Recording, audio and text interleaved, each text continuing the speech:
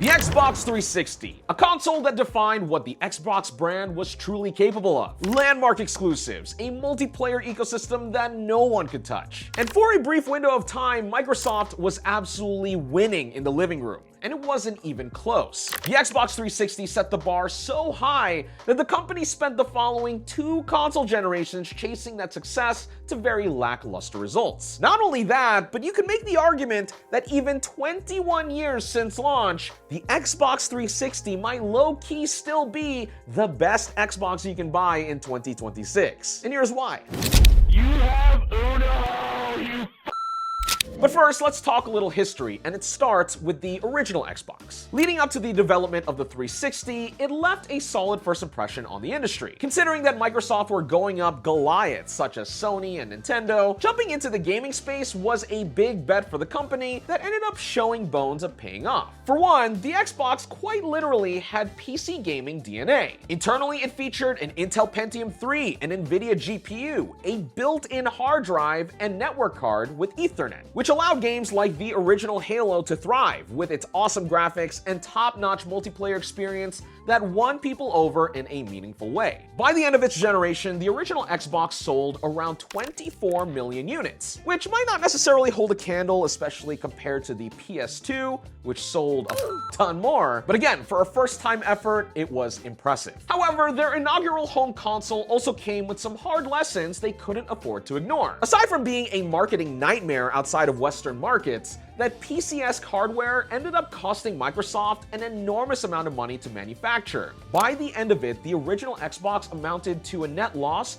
of around $4 billion, which can even sting for a company as large as Microsoft, but at least the potential was there. And thus, the Xbox 360 was born, launching on November 22nd, 2005, kicking off the HD console era a full year before Sony and Nintendo would launch the PS3 and the Nintendo Wii. This head start was absolutely huge for Microsoft. By the time the opposition hit store shelves, the 360 had already built a thriving install base with a growing library of high-definition games. Plus, since it properly utilized the internet, the 360 had received a year of updates to refine the user experience, whereas Sony and Nintendo were just getting started. And speaking of the internet, what really set the 360 apart from its competition was Xbox Live. At around this time, broadband internet was starting to become really popular, and as such, Xbox Live on the 360 became the gold standard for online multiplayer in the living room, with friends lists, party voice chats, achievements, and downloadable content. This was the bee's knees, especially at the beginning of the generation, keeping in mind that Xbox Live was also a paid subscription, which absolutely changed the business model for consoles entirely. Historically, it wasn't uncommon to see brands like Sony and Nintendo sell hardware at a loss in the early years following launch, basically earning their revenue through licensing and game sales until consoles could get cut down and more optimized to lower those core manufacturing costs. However, now that Microsoft had the Xbox Live subscription service,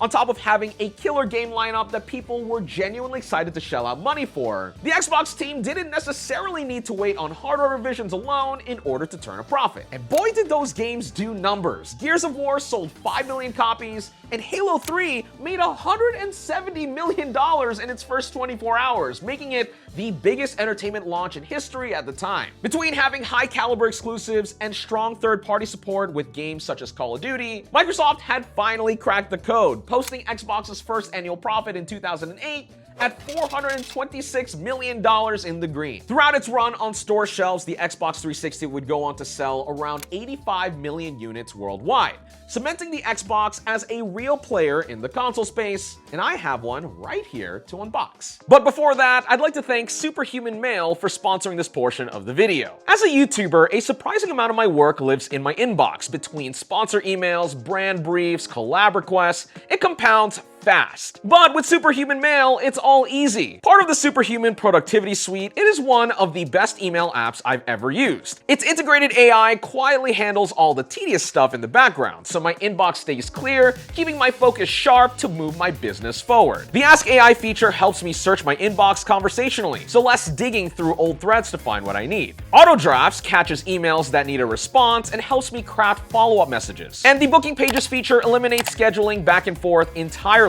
Just one click, meeting booked, done. If you would like to check out Superhuman Mail for yourself and support the content we make here on Denki, you can get 1 free month by visiting superhuman.com/Denki or by clicking the link in the description below. Huge thanks to Superhuman for sponsoring this video, and now back to the Xbox 360. What I have in front of me is an Xbox 360 arcade model. Released a few years after launch, this guy was positioned as a more affordable, stripped-down version of the 360. But most importantly for me, it's a complete in-box console for me to relive the unboxing experience from this era. Also, if you take a closer look at the text here, this is actually a Japanese unit, which is also kind of funny considering the 360 didn't sell quite well in that market. But if you're asking yourself what exactly makes the arcade model budget, where more premium SKUs of the 360 came with big hard drives to store game data and downloadable content, this kit from I believe 2008 comes with a 256 megabyte memory unit, which is a physical card included in the box. Now, I gotta say, if this box is any indicator of the actual condition this console's in, it's probably mint. You can tell this was very well taken care of,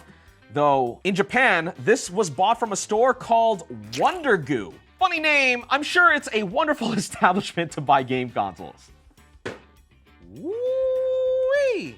That looks clean AF. Oh, actually, now that I have it in my hands, maybe not as nice as I was expecting. So the front of it is very heavily yellowed, and on top of that, kinda smells like cigarettes. Previous ownership woes aside, I must say, I really love the look of the original Xbox 360. I think it's aged particularly well, especially compared to the original PS3, the black piano plastic of which is really prone to scratching. The matte white finish on the 360, on the other hand, while, as we can see here, can definitely yellow over time, I think it is held up so much better considering this console is the better part of 2 decades old. Oh yeah, the sticker on the back here says this was manufactured on November 1st, 2008. To my right, we have a huge power brick. Holy crap. As someone that admittedly spent more time with the PS3 this generation, this is something that's really foreign to me considering that that console had the power supply built in. The trade-off there obviously being that the original PS3 was much larger than the 360. Wow, I am weak. I could barely hold this with one hand.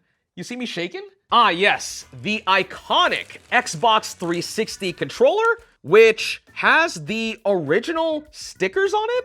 Oh yeah, that feels crisp. Over here, we have the original AV cable, and while this end is composite RCA, you could get one with component leads to get full HD video, though this console also has HDMI on the back. It's important to note because I believe launch 360s did not come with HDMI, but further revisions of this console did. Over here, we have our 256 megabyte memory unit, which slots into the front like so. Boom. And because this is an Xbox 360 arcade model, it also comes with some arcade games included as well. Oh, and if you wanted to upgrade your Xbox 360 arcade with a larger hard drive, you can buy the add-on and slot it right up here. Again, more expensive versions of the 360 came with the hard drive add-on in the box, but alas, this is one of the compromises when buying into the cheaper console. All right, everything's all plugged in, and I'm really curious to see if this 360 has ever been updated. Judging on appearances, probably not, which would actually be kind of cool, because this means we might actually have the blades.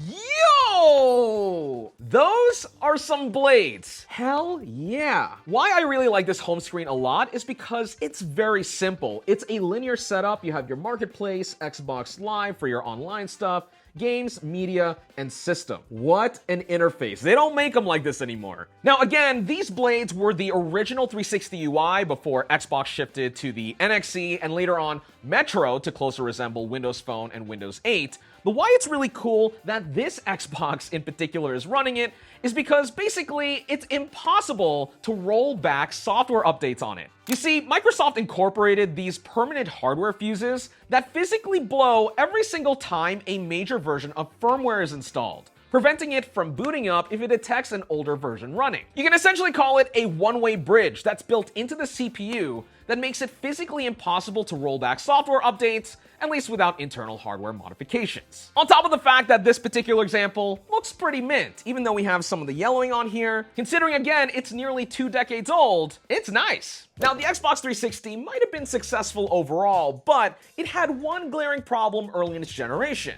the red ring of death. If you were one of the many unfortunate 360 owners that experienced this, it was a sign that your console was on its last legs. 3 blinking red lights with no clear error messages, no explanation, just a blank screen, and the sinking feeling that something is very, very wrong. The root cause of this was partly a manufacturing defect. Basically, when the console was undergoing thermal cycling, aka heating up while playing games, then cooling after shutdown. This repetitive cycle over and over again would cause microscopic cracks within the solder joints on the GPU itself, compromising its connection to the system, preventing it from booting up. The thing is, this wasn't an isolated incident either. It affected a lot of systems. Microsoft never released official numbers, but estimates suggest as many as 54% of units in the wild at the time experienced this issue. And even if you look at the most conservative figures out there, it's still closer to 23%, which is still a staggering yield of failures, which left Microsoft no choice but to act, extending the warranty on affected systems to 3 years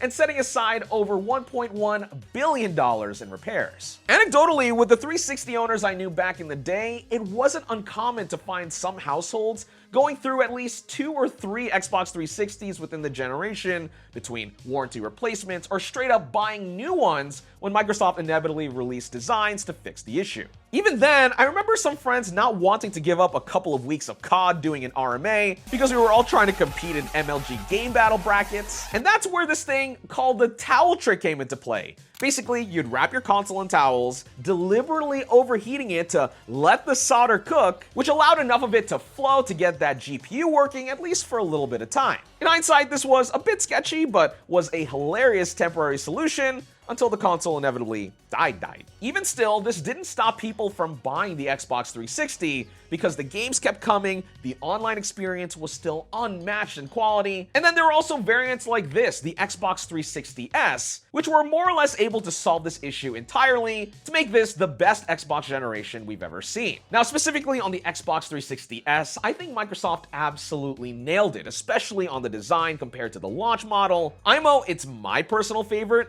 but I think it's also a perfect candidate to modify, since you can find examples like this one pretty easily for less than $80. With that being said, what can you actually do with an Xbox 360 in 2026? If you were looking for a fun project to work on, the Xbox 360 modding scene is thriving, especially on the software side, allowing you to really customize the experience and do things that simply aren't possible on a stock console. And best of all, it basically only requires a PC and flash drive to get up and running. But first, it doesn't hurt to clean things up inside and out, especially on older 360s with an unknown history. The plastic shell was a pain in the butt to crack open, but once you're in, access to the fans and motherboard is cake. Ooh, happy I got in there because that looks like Cheeto dust. And again, not knowing what this thing went through, I pulled off the heatsink, wiped off the CPU, applied fresh thermal compound, and put it all back together. All in all, this process took me less than an hour to do, but gave me a solid baseline going into the software side of things. Now, in this video specifically, I'm not going to be going through the steps on how to do this, but if you would like to try it out yourself, here's the tutorial that I used from the DIY guy,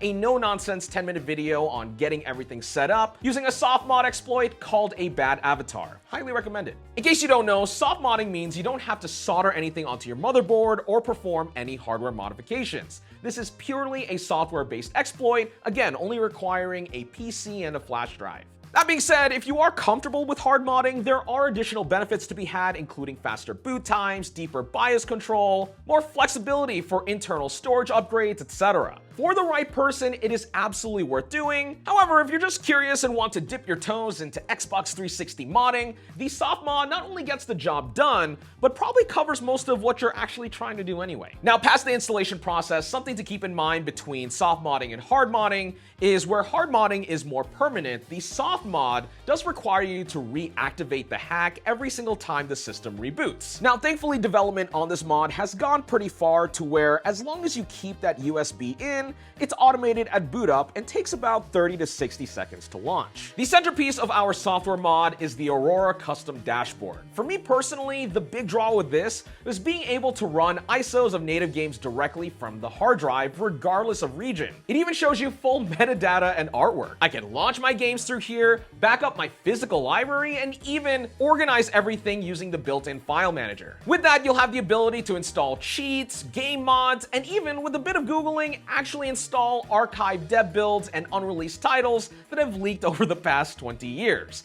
There is a literal sea of content out there to explore, and the key to all of it is a modded Xbox 360. Especially with the current state of Xbox being more hit than miss, now is a better time than ever to revisit the glory days. Though to give them a little bit of credit, Microsoft are reportedly reviving their internal backwards compatibility initiative to some degree, with some speculating that maybe, just maybe, you might be able to play your Xbox 360 library on PC. Honestly, that would be pretty cool. If Microsoft are truly looking to win back the goodwill they've lost over these past 2 generations, it might not hurt to start revisiting what made Xbox great in the first place.